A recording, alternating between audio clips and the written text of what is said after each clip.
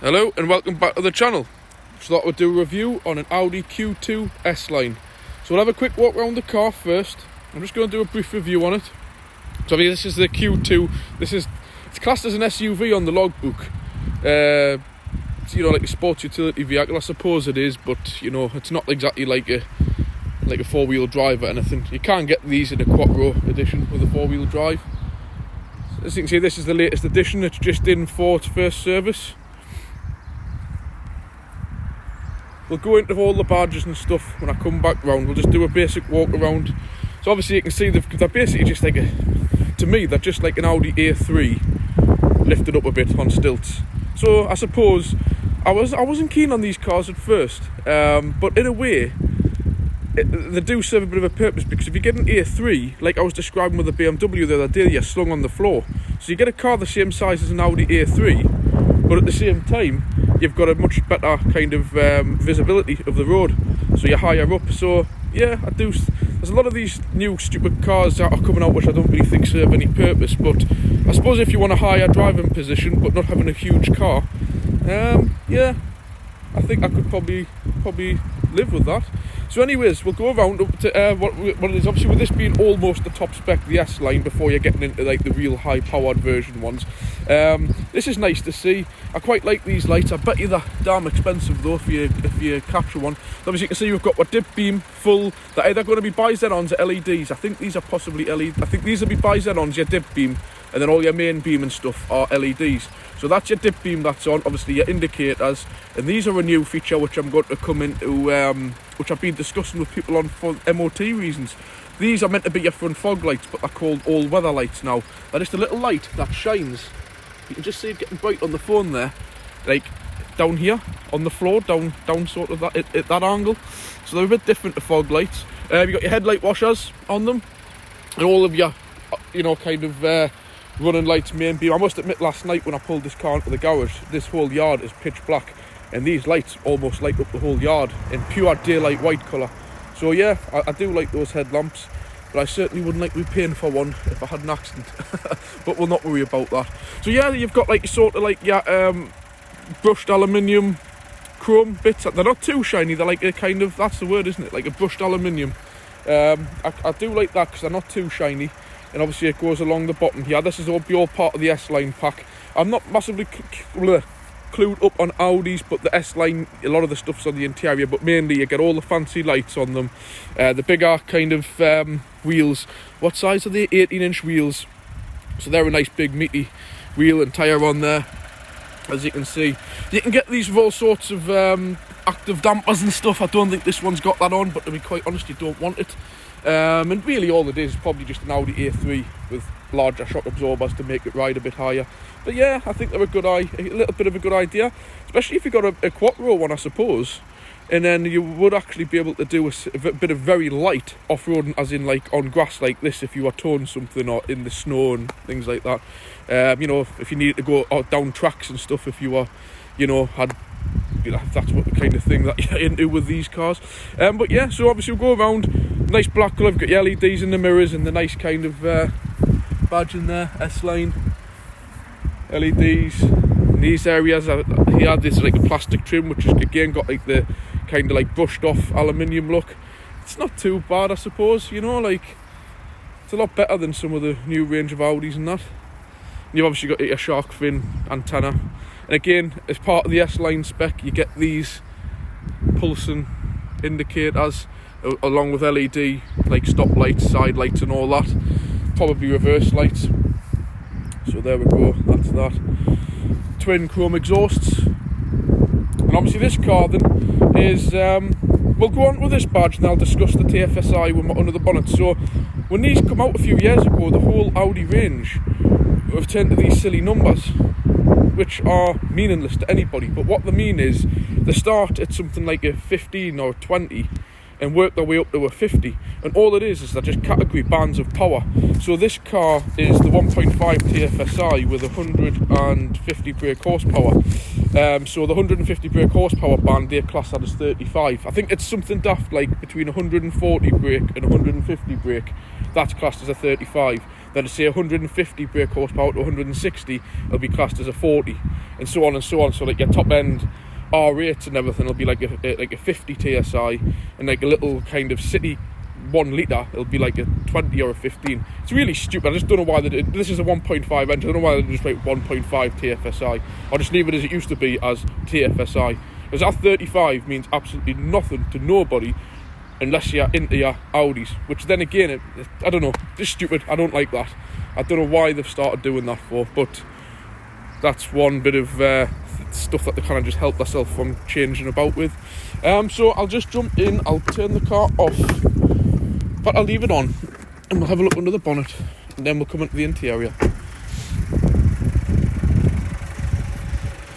So to find the bonnet catch. Nice to see the bonnet on a strut for a change. Yeah, so there you go. This is a new developed engine. It hasn't been out long. It's your 1.5 TFSI. And do you know what? I've just realised something. It's not written on anywhere. Strange. But anyways, it's the 1.5 TFSI. So what it is obviously it's like a turbocharged. There's your turbo down the back. Turbocharged 1.5 petrol engine. And just, I mean, we'll have a quick look around the engine bay, and I'll go back and explain on the back of the car what it is. So, you know, it's just your standard plastic covers, EFB battery stop-start it'll have on. So this has been in for its first service, which has been an oil and filter change and a pollen filter. And it's nice to say that they've improved things a bit for working on them, because they have 020 oil, which is unique to these engines. You have to make sure they have this oil. It's actually green, the oil, believe it or not. Otherwise you'll knock these engines up, so they've got to have the proper 020 VAG oil in it. I think it's 508 and 509 in VW spec. So yeah, so there's the engine. Got a great deal more to see under there. Let's pop the bonnet down. Yeah, so what it is basically, you'll go back the car, 'cause I thought there would have been a badge to point to under the bonnet, but there isn't. So obviously it's a TFSI. So just in case anybody's wondering, what is a TFSI? Basically, it's one of the from what I can gather, it's one of the world's first direct injection turbocharged petrol engine. So what it means is, it's been around a little while now in BMWs, is they're a direct injection, like a diesel. So like they've got exactly the same kind of like a high pressure rail and high pressure fuel injection, and they've obviously turbocharged it. So it's one of the world's first turbocharged petrol direct injection engine. That's what TFSI stands for. Back in the day, a lot of people were saying, "Oh, it's a turbocharged and supercharged engine and all this." I think some of them were, but that's the real meaning of TFSI. It's the first direct injection turbocharged petrol engine. So there you go. So anyways, we'll have a quick look in the interior. We'll go better in obviously when we're sitting in the car. So, you know, I do like some of Audi's interiors. You've got your brushed aluminium there, you know, with the little Audi emblem on. You know, with this being the S-Line, you've got the nice, I like a nice embossed seat, so. And you know, brushed aluminium on the door handles. Have a look in the back, see what it's like for space. Yeah, that's quite good. Both them seats are in the driving positions and sitting positions. So yeah, plenty of space. I was expecting that to be quite poor, but no, that's okay. Again, this, I must admit, with some of the VAG range, I noticed that trim quality like this in these areas, they're like coated, like soft coated plastic. This car's brand new, basically. It's only 1 year old, but this stuff wears terribly. So it'd be nice to see if Audi, like VAG, Volkswagen, Audi, Skoda and Seat, they're all one company. It'd be nice to see if they've improved that.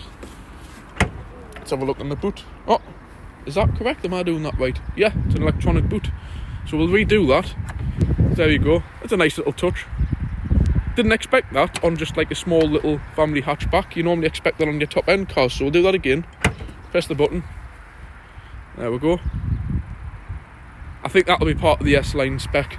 I like this drop load boot. So obviously you lift it up and it goes in at all different angles, and you can lift it, and obviously no spare wheel. That's just your average nowadays. To make the well there, God's sake, would it be that, you know, you're paying 20-30 grand for these cars? Put a wheel in them, for God's sake. You know, it's just ridiculous. So, you know, just a basic boot. All nowadays, these new Audis have LED everything. LED interior lights, footwell lights, and obviously number plate lights, as you can see under there. I like that. I think that's a nice touch just for a little family hatchback. Won't have had blue because it's petrol. Have a look in. You've seen that. Again with this, got plenty of headroom. Another reason why I'm not keen on these like new cars that just try to be a bit of everything. But this is fine. Little family hatchback, enough headroom. It's not too high for it to get in, and a little bit of extra ground clearance. So yeah, I was wanting to actually dislike these cars when I first seen them. When I looked at them, I just thought, oh, another pointless car. But warming to them a little bit. I don't think I would spend the money on one brand new. There'd be a lot of other things I would pick over one, but I'm not going to criticise the car as such, because to different people it probably will fulfil the needs of a lot of people out there. So yeah, we'll jump inside and we'll have a look. Oh, so I'll just turn the lights off. I had just had them on to demonstrate the LED package. We'll start at the lights, since I've mentioned about the lights. Now, I'm an MOT tester, and as of 2018, or was it 2019? Anyways, just recently, there's been a new rule introduced on the MOT for front fog lights. Front fog lights are now part of the test. And I just had this car in, and just while I was going through checking the lights, I seen this symbol. I bet you no one's seen that before, unless you're work in a garage with brand new cars. Obviously everybody knows that's your rear fog light symbol. Turn the lights on. So everybody knows that's your rear fog light symbol, what's on most cars. But we've got this one here. Same thing, green light. If you have an Audi, your switch will probably be exactly the same as this, but a little picture of a rain cloud with a beam pointing down. Now I've had a look. I think they're classed as all-weather driving lights or poor visibility driving lights. So when these cars start getting older and have problems with fog lights, I'm a bit curious to find out, is it a fog light or not? So basically, I think this is apart from the manufacturers, where they're getting around not having to test front fog lamps. But it doesn't matter anyway, because it's an LED unit, part of the front headlamp. So I bet you if that section of the headlamp stops working, you probably have to replace the whole headlamp, and I wouldn't even like to hazard a guess how much that would be. So obviously, back to this anyways, auto driving lights, they come on and off, full LED, automatic adjustments, so they'll go up and down with the load of the car, and they'll turn as well with your steering, they'll follow you around. I will say the lights on these new VAG cars are brilliant, on another level at night. Yeah, and these are, anyways, back to what they are, like all-weather driving lights. So obviously you'll know when you put fog lamps on, you'll get flashed off people and things like that. These are a good idea. What they do, I wish I could demonstrate, like I looked at them last night. The shine. So we're sitting here, obviously fog lights cover like the ground at the bottom of your car, which I do find handy on dark roads, but these cover this area, sort of like there, just there. So they don't blind people, they don't go ahead, they just cover that area, which you'll know yourself when it's raining and dark and you're going through roadworks. These little areas aren't covered, and it's nice just to have that option to light those areas. And obviously it'll be the same when you're here, it just lights that area there. So yeah, they're a good feature. I like them, and I really do like the lights on this car. Your standard, with it being the S line, you're going to get your 4 electric windows, child locks, or the electric eye. So you've got your electric heated mirrors, so you move it to there on the VAG cars for your heating. Does that fold them in? Oh yeah, there we go. So electric fold mirrors as well. They'll probably do that as well when you lock the car, I think. Can't be 100%. There we go, they go back out. One thing I like about this car as well, nice big mirrors. They stick out of the door and across, because I'm beginning to hate this new feature new cars have with tiny mirrors. Nice to see big mirrors, I like those. This is, I think, is it or is it not? Didn't expect that on an S-Line Audi. I'm not going to go all hub nut here, getting obsessive with wipers, but my obsessions are with high-spec cars not having automatic dipped-in mirrors, and not having, like my Mitsubishi, 20 grand car, and it hasn't even got lights. Hasn't even got a mirror on the driver's side. But anyways, these have. Yeah, so that's not good. They're just a manual, non-dipped-in mirror. But it has obviously got rain-sensing wipers and light-sensing lights. So we'll have a look up here. While we're up here, again, I'll open the doors. Typical new Audi. Everything's full LED. You've seen the back there. And I've seen them under the footwells as well. So yeah, up here you've got like your... What even is that?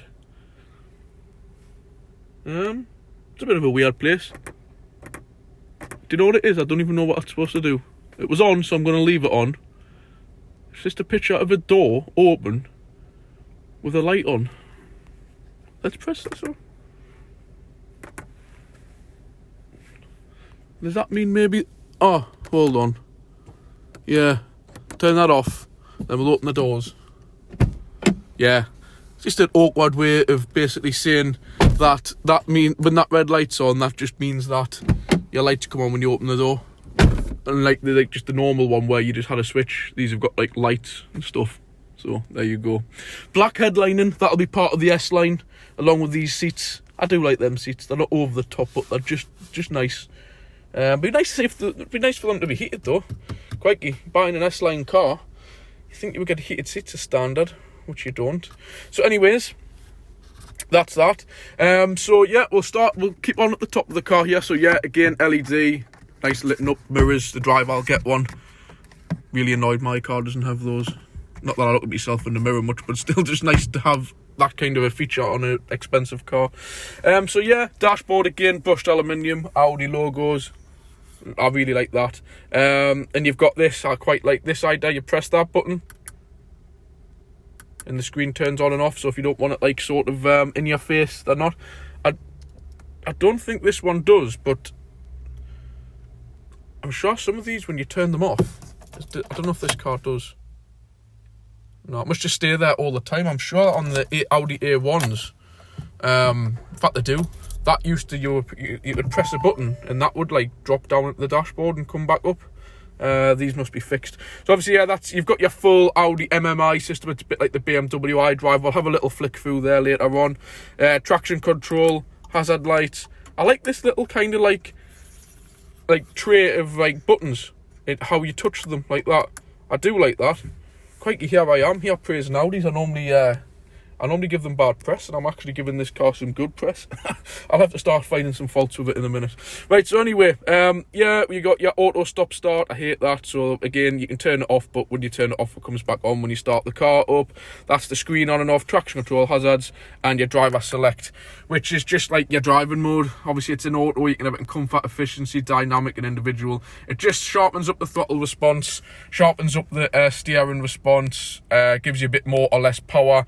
And on the really high-end ones, it does something with the suspension. I don't think this car's got the active suspension package on it. But if it does, if you've got the active dampers, basically that it's fluid with iron filings in it and with magnets. So obviously when you want it firm, the magnets switch on, which detect the metal filings in the fluid, which make it hard, and then when you want it in comfort, the magnets basically turn off and use a little valve system. But they're very expensive when they go wrong, so to be quite honest, if you don't drive like a race driver, you're probably better off not having it. So yeah, down here you've got like a USB 12 volt, and again, here we go. I'm going to give this car the thumbs up. I was wanting to slate them. I hate all of these digital climate control systems, which I was showing on a Citroen the other day, where you've got to press all the buttons on here. By the looks of it, no, this car hasn't got climate control. Number one, that's really strange for an S-Line not to have that. But I like it. I would actually, if I could, kind of like this car is, I would spec a high-spec car, and if I could, I would out-spec climate control, because it's just rubbish. I just like this. Right, you want it on cold, it's cold. In the middle, it's on the middle. Hot, it's hot. And, you know, these do work on a climate system. They're not like old school. And there you go. You want the fan turned up? There you go. You want it in the middle? You want it up at the top? You want it down? You want it off? Done. You can do that while driving, not even looking. You don't even need to take your eyes off the road. With these screens, you're having to try and work out, like, these little symbols here. You're having to try and see, pressing mode, and going through them all. It's very distracting. Where this, again, if you know your own car, you can feel just with your fingers. So when you're driving, you can feel and you can turn it, you know, screen and floor, round to there. The only fault I will give this is these really, they should have had like a little red dot or a lump on the top where you can feel it a bit better. It's really difficult to see. You can see it there. Like, you know, it's not, I suppose at night it'll be easier to see with that lit up, but it's not that good when it's in the daytime. So anyways, nice and simple heater controls, thumbs up for that. Air conditioning in the middle there. Again, nice and easy, not having to work out econ off and econ off. Like a lot of these Volkswagens, when econ is, or when the button's lit up, the air conditioning's off, and when the button is off, the air conditioning's on. It's just really complicated. So this is just simply on and off, end of story. And then again, you know, you've changed it where your direction is. Nice simple button for your heated rear screen and circulation. I do like that, I must admit. That is a good feature. Then down here, you've got your electronic handbrake. Don't like these, not a big fan of them, but I suppose all new cars come with them on now. And when you get used to them, that's okay. But for me, when I drive loads of different cars, they just become a pain. And that's your auto hold one as well, which is a good feature, where it's basically when you're slow manoeuvring, it automatically puts a handbrake on for you to stop you from like rolling back or forwards. I do actually like that function. And that's just a rocker switch, so you press the brake off, brake on, nice and easy like that. 6-speed manual. I've never driven this car, bar around the yard, so I can't give much of a review on drivability, but it's pretty much a brand new car. I can't see any faults that you would have of it. So down here, you've got your cruise control. Nice to see that on. Obviously, you can set it. I think it'll probably have a speed. Oh, there you go there. I like that function. Speed limiter as well. So you've got a speed limiter as well as cruise control. You know, nice little features to have on new cars now. Like I've said, that BMW we had on in the other day didn't even have cruise control, so it's saying something. Then that switches it off, bring it towards you, and it switches it on. So yeah, nice cruise control. Just your general kind of soft touch. Mind when you flash somebody with these headlamps, you know, they'll know you're flashing them. Yeah, and you've got your adjustable rain sensing wipers, rear wiper, all that, like pretty much on all cars. You've got your media system control here. Again, thumbs up. I like the big speedo in the middle. I like that. That function wasn't actually on the car before, so I'm just wondering if the owner didn't know it existed. So I'm going to leave that on there and see if they notice. Being able to see the big speedo output. Again, all of this is your Bluetooth phone. I would imagine this car will have Apple CarPlay and everything. That's all of that.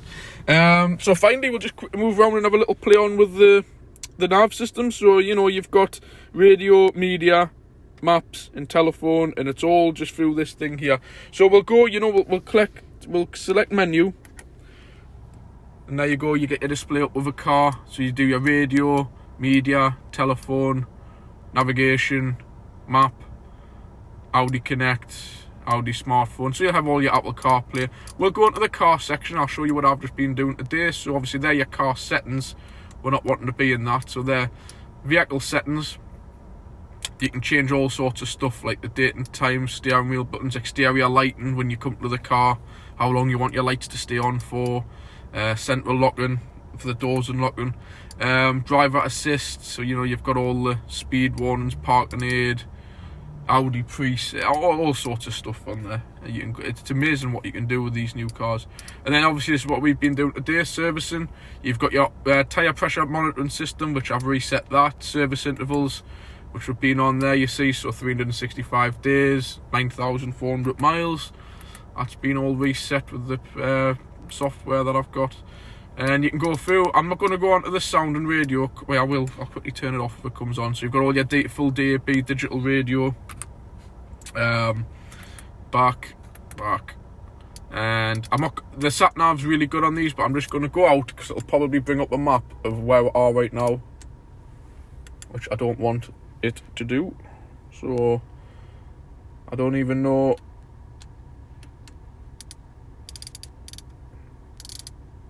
There. So there you go. You get a nice, real colourful map showing where we are and everything on the screen. I think that's just a nice screen to have when you're driving. It's big enough to see, but not too big to be in your view of the screen. So yeah. So, I mean, that's it as far as I'm going to go with this car. You know, obviously with it being the S-Line, you get all the chrome pedals and stuff like that. So, yeah, I'll switch the camera. If you like this kind of content, I'm not doing full in-depth. I see some people doing reviews and they can tell you the flipping history of the car back in the 1950s and where the car's built. And I'm not going that far in depth. All I'm doing is when I get cars in and when I'll do reviews on them. And I think I'm just giving, tell us if I'm wrong, put a comment in below. I think I'm giving enough information for what people want to know. If you want to know anything more, I can put in specs like tone specs, weights, all this, but I don't think a lot of people really want to hear that. So yeah, if you like it, leave a comment, like, subscribe, share it to your friends, and I'll catch you next time. Bye.